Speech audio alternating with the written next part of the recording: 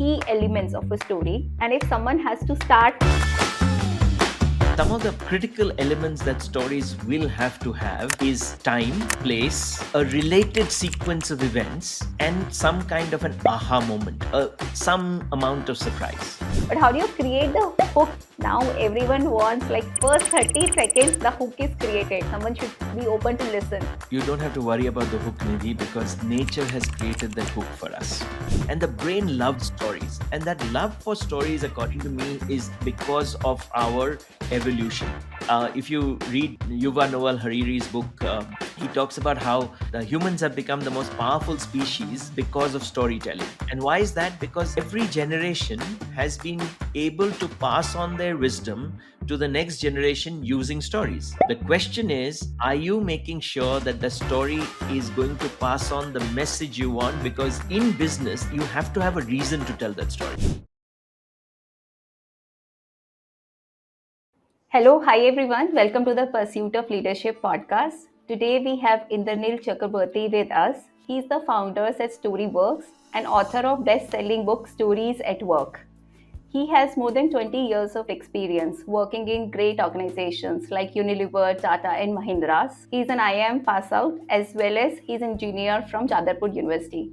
I'm super excited to welcome you on board, IC. Thank you. Pleasure being here. Thanks for having me on your show. Great. So, Indranil, tell us about yourself, your journey, how did it started, and what motivated you to become a storytelling expert? Essentially, I was the chief marketing officer at Mahindra Holidays as my last corporate role. And that was way back in 2011, 2012. So in Hmm. 2011, we had come up with a new credo for the organization. And our credo Okay. was to make every moment magical. Yeah, it made sense. We were in Hmm. hospitality. And then we Yes. said, how do you make sure 5,000 people actually deliver these magical moments? And so we created Hmm. what we call leadership behavior guidelines, yeah, or what some companies would call values. Now, our values were things like no room for ordinary. Why? Because ordinary can't be magical. Or experience is Hmm. everything. Why? Because most hospitality companies, including ours, was selling something called a 5-star holiday. And I've never understood what a 5-star holiday is, except that it must be better than 4-star. So, and the question then was that we should be selling experience. So that became the second Hmm. guiding principle.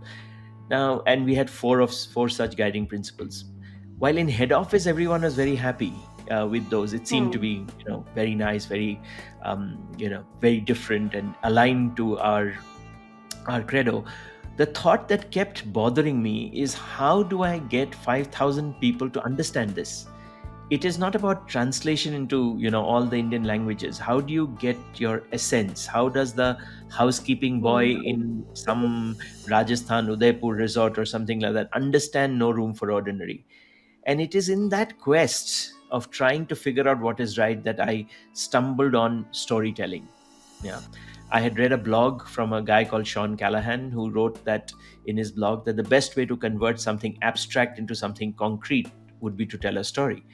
I had two immediate reactions. One is that made sense, and two is not Hmm. for me. Yeah, I had enough bosses who had Okay. told me, "Kahani mat batao," yeah, come to the point. So, but luckily for me, I managed to get in touch with Sean, and Hmm. he had visited India, and I spent some time, and then that's when I learned that how one of the best ways to explain something abstract is not to use more English words.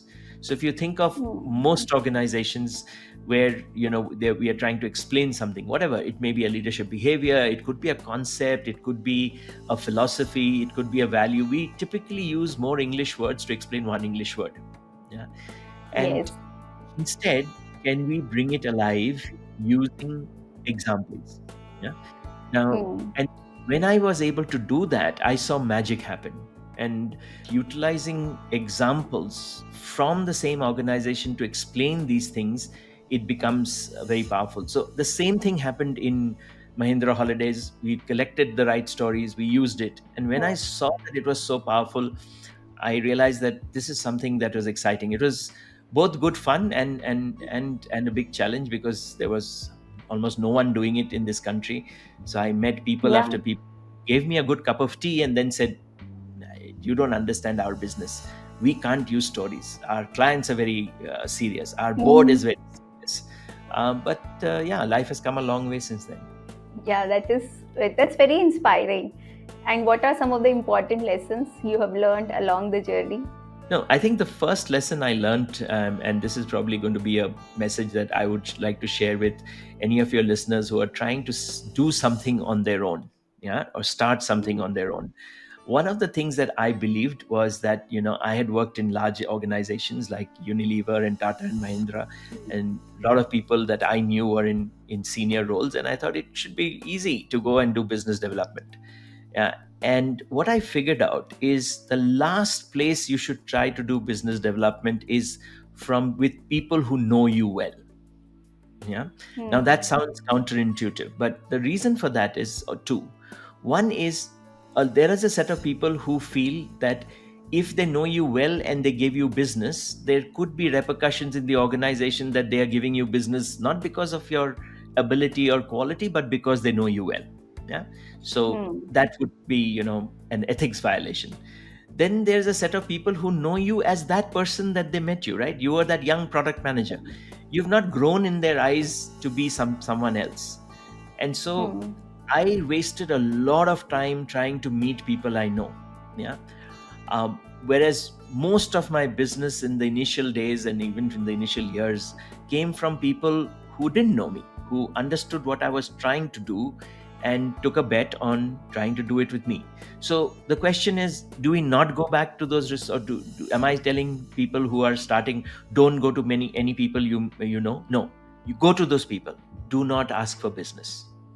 What you Hmm. ask them for, and I wish I could rewind the clock and go back, ask them for 5 names, yeah, of people Hmm. they know who you don't know, and ask them to refer you to them. Yeah. So Hmm. utilize the connection, utilize the equity, but utilize the equity to grow a network rather than try and get business from them. If someday some of them give you business, of course take it, but don't get out of something and saying, okay, I'm going to do that because I know 100 people. No, that's not going to work. Use those 100 people to get 500 more names and build the Hmm. business in that 500. That would be the biggest lesson I've learned in my early days. Thank you so much, Indranil, for sharing that. Now we will deep dive into your business storytelling expertise and how do you define a business storytelling and why it is important. Like, what are the various ways where organizations as well as leaders can use storytelling? Okay. So the canvas of where organizations and leaders can use storytelling is way, way, way broader than what the current sort of slowly public perception about storytelling. So a lot of people who follow me on LinkedIn, because I publish a story every week that people can use, Yeah. think that is storytelling. That actually is less than 10%. Yeah. You can use storytelling not just to tell these tiny stories. That's of course a very powerful way to do it, and we'll come back to the usage of that.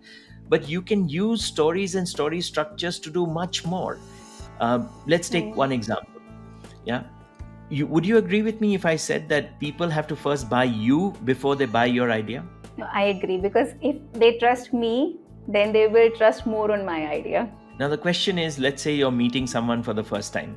How will you build trust in that first meeting? The thing is that it is, Hmm. what do we do when we meet people for the first time? Most of us, when we are given an opportunity to introduce ourselves, what do? We do some reverse version of a mini resume, right? It has told you nothing about me. In fact, LinkedIn does a Hmm. better job of that, right? What do I want you to know? Let's say I'm going to work with you on business storytelling. Let's take that. You're a leader in an Hmm. organization. I would like to teach your leadership team how to use stories. So what would you need to know that I'm passionate about storytelling. Yeah. You need Yes. to know that I understand business. You need to know Hmm. that I am invested in people learning storytelling, right? Now, if I go and meet you and say, hi, my name is Indranil. I am a very big expert in my field. I am very invested in making my participants learn all the communication tools of storytelling. I am very passionate about storytelling. Not only will you not believe me, you'll say I need to be careful, right? And why is Hmm. that? Because while I can claim my credentials, yeah, so if I tell you that I'm from Jadavpur University Computer Science, and or I tell you that I'm from IIM, you're not going to ask me for my certificates. You'll take my word for it. Hmm. But I cannot Yes. claim my character. Yeah. However, Hmm. I can tell you examples from my life in our first conversation, which will leave you with an understanding of what kind of a person I am. Yeah. So, for example, just now, you asked me how I started storytelling, right? Yes. And I told you about um Hmm. how we were looking at a new credo, and we looked at new behavior. It was bothering me. Then I kept looking for ways of doing it. Based on that story, you would have made up your mind about a lot of things about me, right? Hmm. Now, that is what we call a connection story. A connection story Hmm. is a story from your life, which, if you can use in your initial conversation, can leave people with an understanding of what kind of a person you are, relevant to that conversation, right? Hmm. Now, the thing is that this is just one of the 11 to 12 situations in business that we teach, that you can use stories. Yeah, obviously we don't have time today to cover all of them. To come to your question, there are multiple areas in business, yeah, where you can use stories or even story structures. You said you worked for 20 years, did you say? Or I, even in your Yeah. introduction? Yeah. So in Yes. 20 years, I would imagine that you would have gone to at least 15, 16, if not 20 annual conferences. Yeah. Yes. And in those annual conferences, the CEO would have come and told you about Vision 2020, whatever. Yeah, 2020, 2030. Yeah.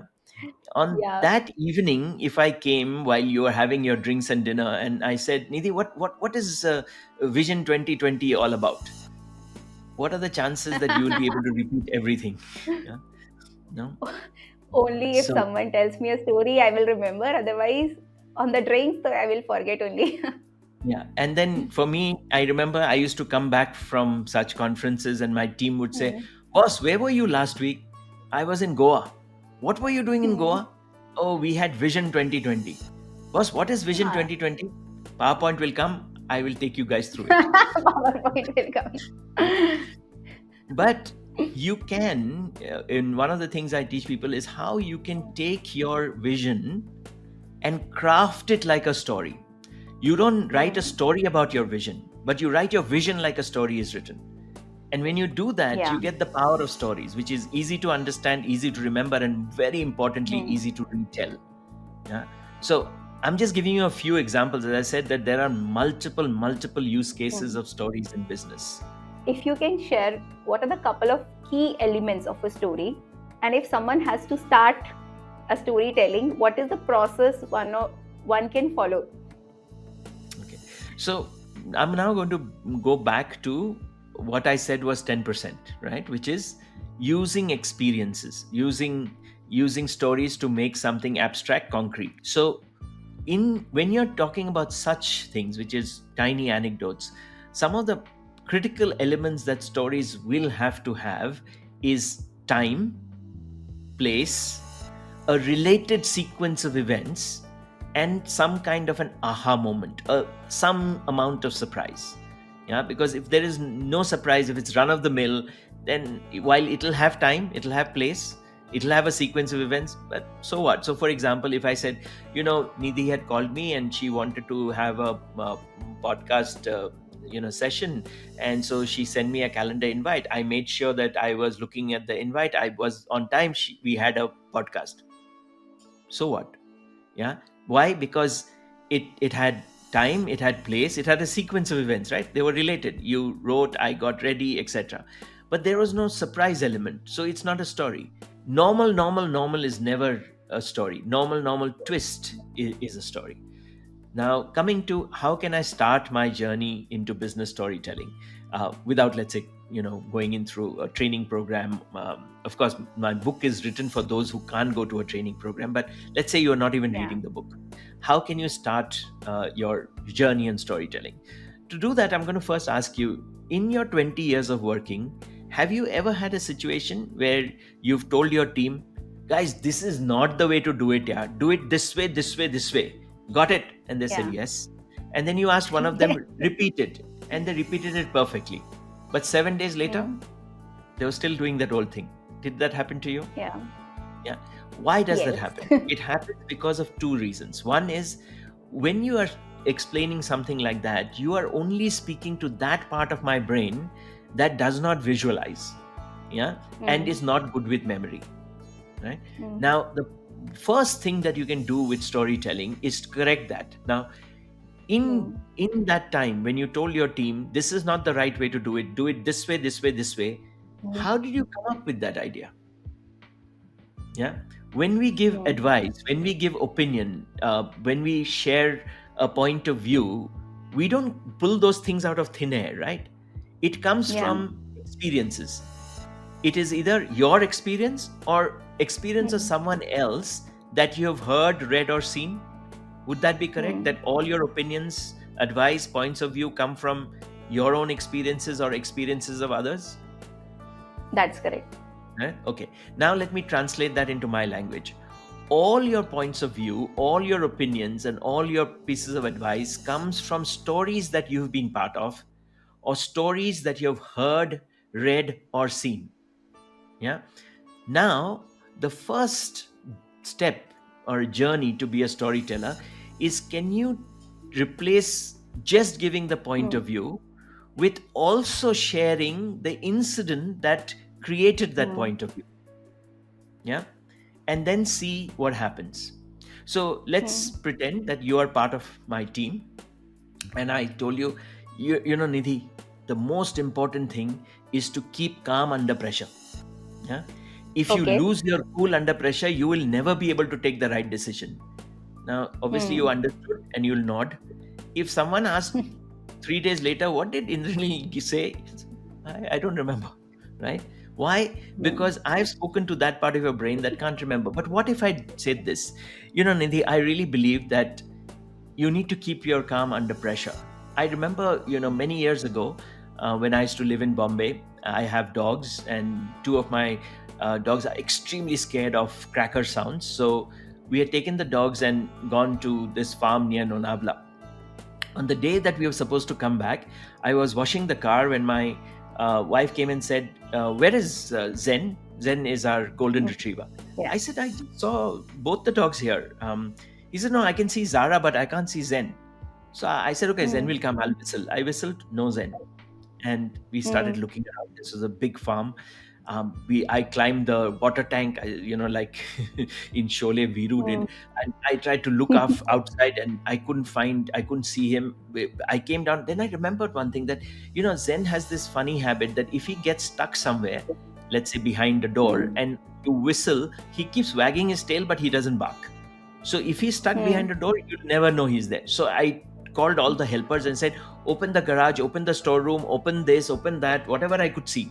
And they came back and said, "No, he's not there." So I told my wife, "Okay, wait, this is too big an area for me to search alone. I'm taking the car to the village. I will bring back some villagers, and together we will search." As I was Okay. leaving the property, it's a pretty large farm, I got a call back from my wife. She said, "Come back, we found Zen." So I came back and Mm. I said, "Where was he?" He said, that room next to the room we were staying in. So this was a homestay, which was Okay. locked. So do you remember that room next to our bedroom, which was locked? I said, "Yeah." "Oh, one of the maids had gone there to bring something out. Zen had gone in and got locked." Yeah. Now, Mm. if I think about it after that, the fact that Zen, when he gets stuck behind a door, does not respond, I knew. But because I was Yes. under stress and I was not calm, I could only think of the rooms that I could see outside the house, because I was outside the house. I was washing my car. So Mm. I only saw the rooms outside my house.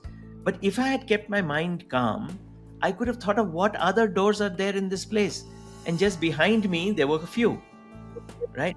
So Yeah. to me, if we can keep our mind calm under pressure, we'll be able to take better decisions. Okay. Mm. Now, what are the chances that you might remember this for a little longer? This story I will remember. That's true. Yeah. So, as a first step towards storytelling, what I'd invite you and your listeners to do is to, whenever you think of a very important point of view that you Hmm. want people to remember, ask yourself, what experience are you basing this on? Hmm. How did you come to this belief? What happened in your life or in someone else's life that you've heard about that created this belief? And then when you share this point of view, you share the point of view, share the story, and share the point of view again. So you can say, I really Hmm. believe that one must keep your, one's calm under pressure story. And Hmm. then that is why I believe that keeping calm under pressure is very vital. And then Hmm. you'll see how people will A, understand better, and B, remember, right? And that can be the first step on your journey to storytelling. Yes, that's actually very nice for you to share. So you first have the story and then end with that action or the message which you want to leave. That's right. But how do you create the hook in now everyone wants like first 30 seconds the hook is created, the story. Someone should be open to listen. So how one should start the story? You don't have to worry about the hook, Nidhi, because nature has created that hook for us. Okay. And to prove that the hook is there, I'll tell you what the hook is, but to prove the hook is there, I want you to tell me, have you ever been in a meeting where someone was presenting and a lot of people found their mobile phone and laptop more interesting? Yeah. You have? Okay. So now imagine a situation where someone is presenting, you are in the room, and a lot of people are looking at their mobile phone, and let's say you say, you know 3 years ago, and you stop. What will happen to those people? They will stop looking at their phone and they will wait, okay, something is Why coming do you up. think that they will? Yeah, why do you think they will look at you? Curiosity? They will, curiosity, that is true. Okay. Okay. If you think it's curiosity, let's do a second experiment. You know, A/B testing. Okay. Second experiment Hmm. is same situation. Someone is presenting. A lot of Yeah. people find their Hmm. mobile phone and laptop more interesting. And you do this. You say, guys, the best strategy in this case, and you stop. Will the same number of people look up? May not be. May not be. Why? Curiosity, they should look up. No, they didn't. The reason they will look up is Surprise. time. Hmm. Time. No, surprise is the best strategy in this case is also a surprise. I have not told you what it is, right?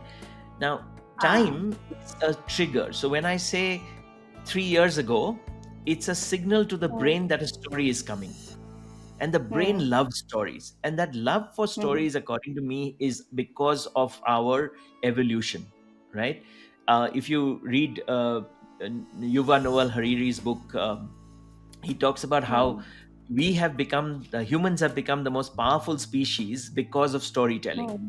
And why is that? Okay. Because every generation has been able to pass on their wisdom to the next generation using stories, right? You Hmm. didn't have to reinvent every experience. You grew one experience over the other experience with the other experience. And hence we are genetically programmed to look for experiences. So when someone says Hmm. 3 years ago, and it's not just in that room, think about when you're Hmm. in the airport. If someone is saying, what happened yesterday, no matter who that person Hmm. is, your ears will perk up. Why? Because as a Hmm. human, you want to know whether there's something to learn from that can help your Yeah. survival. That's how we've been True. programmed, right? So Hmm. the big easiest hook in storytelling is 3 years ago or yesterday, day before, whatever, the brain will look up. Of course, after Hmm. that, your point has to make sense. It has to be relevant to the point you're making in business, Hmm. and it can't be long. It has to Yeah. be on point. So those are the things that one has to learn. Yeah, but the when people tell me, how do I make my story interesting? If it is story worth telling, it's already interesting. The question is, Hmm. are you making sure that the story is going to pass on the message you want? Because in business, you have to have a reason to tell that story. Yeah. If it is in a party, I can meet you and say, Nidhi, let me tell you a story I've just heard, just for the sake of telling you a story, and that's Yes. fine. You can't do that in Yeah. business. In business, it has to be because you're trying to drive home a point. Yeah. Hmm. And when you're doing that, as long as you have a story that you think is worth telling, which again, it is Hmm. not normal, there is something to learn from it, something that is out of the natural Hmm. continuity. It doesn't have to be a huge surprise, something that is not regular. That's good enough for, because we are not here to tell a 3 hour story which needs hooks. Yeah, we are here to tell a Hmm. 90-second story. That is true. It's like even the small story, if the point is landed, I think that's a good enough. Absolutely. Great. So I have really loved Stories at Work book, and I definitely recommend everyone who is watching this to read your book. In addition to reading the book, what are the other various means one can master this technique? So as I said, you start by, see, the way Hmm. to do any good skill is to do more of Hmm. it. Yeah. Yes. So one of my favorite examples is an experiment that was done by a pottery teacher. So what she Hmm. did was, at the beginning of a semester, she divided the class into two parts. One part of the class, she Okay. said, listen, you guys will be graded on the perfect pot. Yeah. At the end Hmm. of the semester, you will submit a pot. The better the pot is, the higher the grade. Yeah. To Yes. the other set of people, she said, listen, you don't care about how good or bad the pot is. You will be Hmm. graded on the number of pots you submit. Yeah. The more pots Okay. you give, the higher your grade. Yeah. Hmm. Now the question is, which set of people were making better pots at the end of the semester? The more one?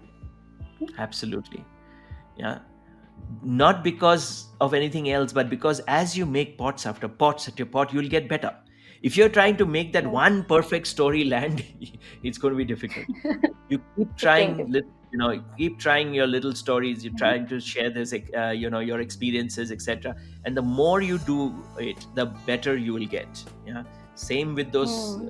little children who are making pots. Thank you so much, Indranil, for sharing. I am from finance, and many of our listeners will be finance professionals or leaders. And a lot of facts and numbers we deal with day in, day out. So, in a storytelling, how do you balance these two? The one part which is more facts, etc., the other part is more emotions. Hmm. So, what is your recommendation of for that? So, when I was working in my first job in Unilever, I remember often coming back from a market visit, consumer visit, Hmm. and coming and telling my boss, the customer said this, we should do that. And my boss would say, Hmm. that's anecdotal. We can't work on Yeah. anecdotal evidence. You need data. Yes. Yeah.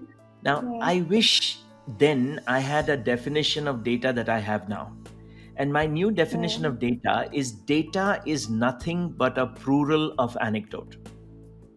Data is nothing but a plural of anecdote. A lot of anecdotes put together has made up that data. Yeah. A lot of Hmm. incidences or events put together have made that data. So if you are presenting a data, for example, of customer service, and you say, we had a satisfaction rating of 7.2 on 10, what does that mean?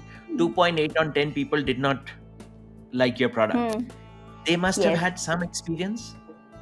Yeah. Hmm. That experience has become that data point. Right. That is Now, correct. can you bring that experience alive? Because remember, when you as a market researcher is presenting the data, for you understand the experience, but all you're giving me is a number. Hmm. Yeah. Now Ah. let me give you an example. Put yourself on the shoes of a CEO of a, let's say, Hmm. a medium-sized company, and I am your safety officer. Okay. Hmm. Now I come and say, boss, we've been trying so many things in safety, but nothing is working. Yeah. If you look at last year's data, boss, 33% more fatalities. Yeah. Of course, we had Hmm. 10% less non-fatalities major. Major non-fatalities are where people lose their arms or legs. And we had 15% Hmm. increase in minor non-fatalities, 40% increase in near misses. We just can't let this go on, boss. I found this boutique agency in Paris. They can help us, and they have assured me that if we can work with them for a year, they can bring us to world standards. But there is Hmm. obviously a cost, boss. I need a budget of $500,000. What would your answer be? These are all numbers actually. Even though this is very serious situation, but I don't know whether he connected the emotional part of it or the Yeah. impact. So you might say, listen, I need more data. Where does this fatalities Hmm. happen? What have we tried before? How can we Hmm. sanction? Yeah. So I want you to keep in your mind, on a scale of 0 to 10, think in your mind, what are the chances of you saying, yes, go ahead? Okay. Keep that number in your mind. Now, let me say Okay. I do it differently. I come and say, Hmm. boss, uh, 6 months ago, I went to Chennai to meet Ramesh's family. If you remember, Hmm. we lost Ramesh in the boiler accident in Jabalpur. We did promise Ramesh an ex gratia payment, Ramesh's family, an ex gratia payment of 5 lakhs. But his wife was telling me she's really worried however she's going to get her 2 daughters educated and married. And just last week, I went and met Vivek. Vivek lost his right arm in the Bombay accident. We have promised Vivek employment for life, but Vivek knows that there is no hope in hell that he can get the kind of jobs he could have got if he had his right arm. And boss, Hmm. Ramesh and Vivek are not alone. Last year we had 8 Rameshes. That's 33% more Rameshes than the year before. And while we had 12 Viveks, which is 10% less Viveks, the near misses and the minor fatalities are nothing but Rameshes and Viveks waiting to happen, and they have gone through the Hmm. sky. How can we let this go on any further? I've looked across the world and I've found this boutique agency in Paris, and they can help us and get us to world standards, but it's going to cost some money. I need an approval for $500,000. Now, I'm not saying you will immediately sign it, but on that scale of 0 to 10, would the chances of your approving it dramatically go up? That is correct. Like maybe before your story, I would have considered maybe 50-50. And after the story, it is now actually, I would, if the budget permits, I would want to sanction immediately because this Okay. is touching that human part of it. Yeah. And everyone will relate to it. I think that's very powerful. Yeah. So coming back to your question, Hmm. when you are someone who's dealing with the data, yeah, day in and Yeah. day out, you know the significance behind those numbers. But Hmm. often all you present to the other person is rows and columns. Yeah. Yes. So did I tell you 8 Ramesh stories and 12 Vivek stories? No, I didn't need to.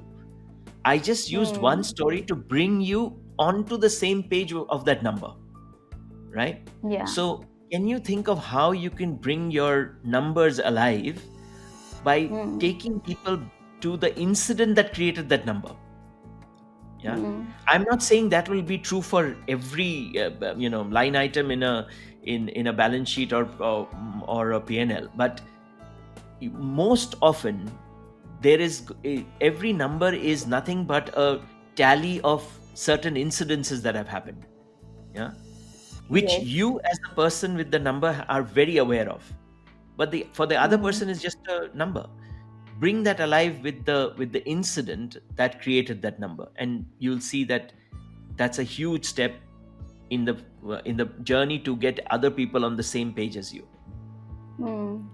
Great. Thank you so much. And it's very inspiring way to sharing that and creating the impact. What I get it is whether I want to drive an action or drive a point home.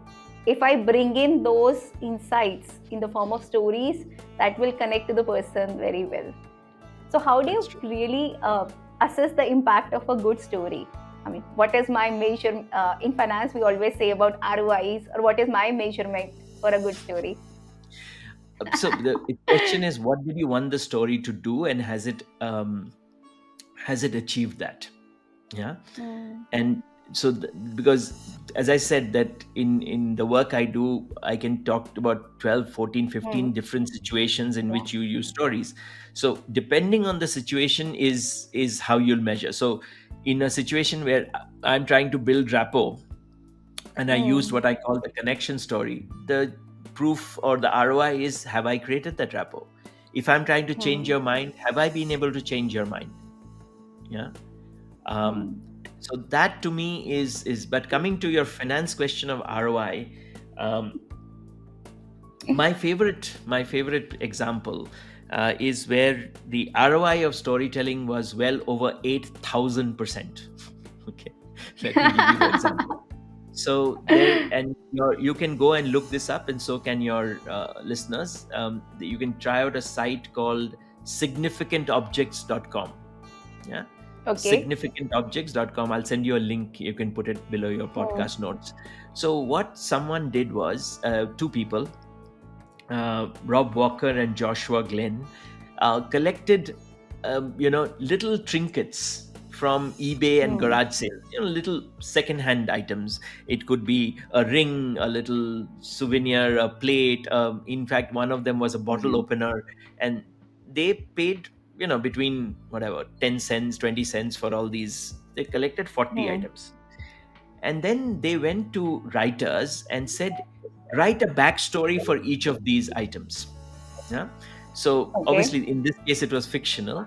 So for example, the backstory in the bottle opener was written by someone who wrote that, I was dating this barmaid, and I used to go to the bar Hmm. every day, and I used to keep watching while she served the drinks, and once in a while she came to me and told me about her dreams. I pretended to look at all the alcohol in the bar, but I was keeping an eye on what he called the interlopers, and to make sure that she's Hmm. safe.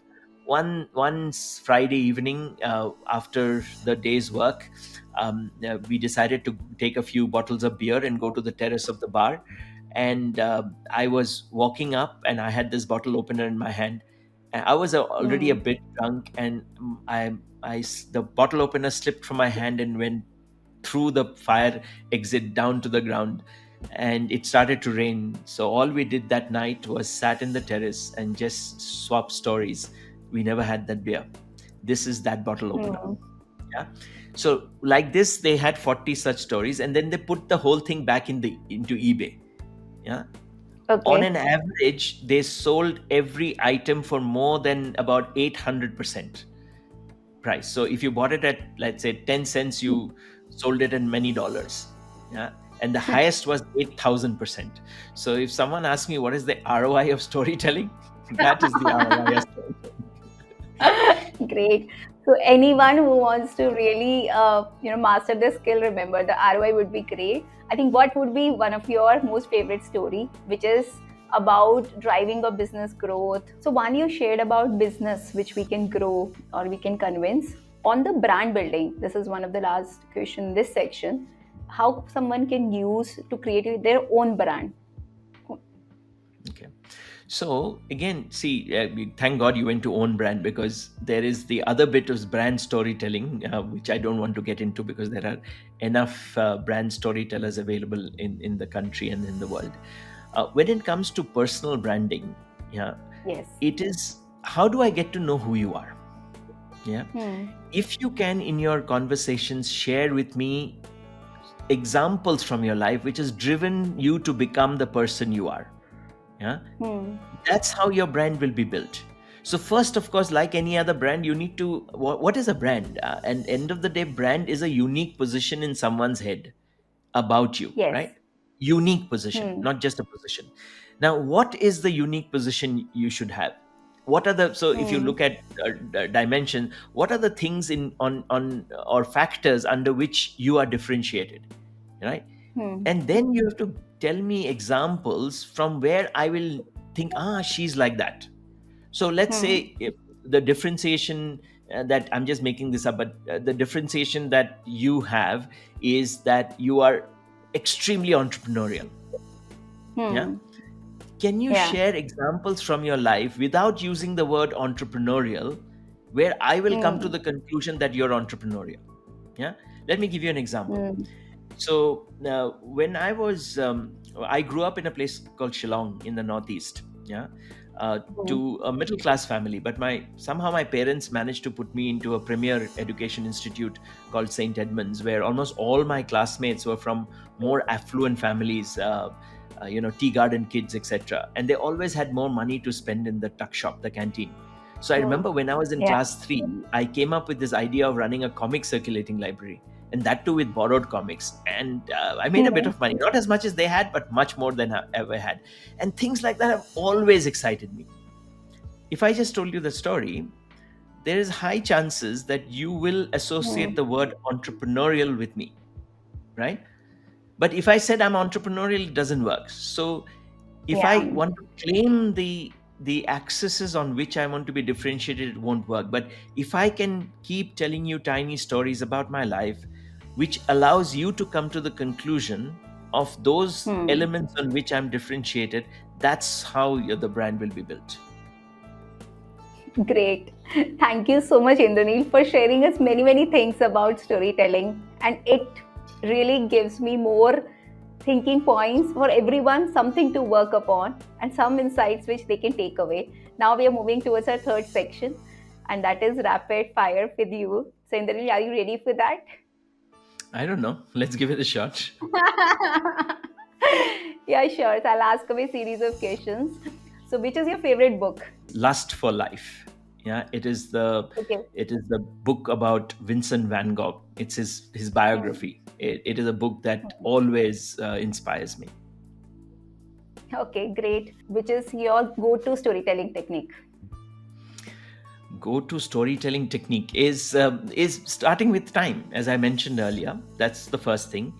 And two, trying and seeing, can I get real stories from my life or someone else's life, Hmm. rather than, I don't believe that, especially in a business context, that you should use Ramayana and Mahabharata and stuff like that, because there are enough Hmm. experiences we've had. Yeah, which is so my, I would say, a real experiences. Yeah. Yes, And the more closer home it is, the more powerful it'll be. that's wonderful. What is your success mantra? Serendipity and luck. No, okay. A combination of hard work, serendipity, and luck. Yeah, okay. That is more realistic. Okay, great. So, would you rather have a really a photographic memory and remember every story, or would you learn at the spot? No, I would like to have a better memory, because remember, I'm not into creating stories. Yeah, we are talking about Hmm. real experiences.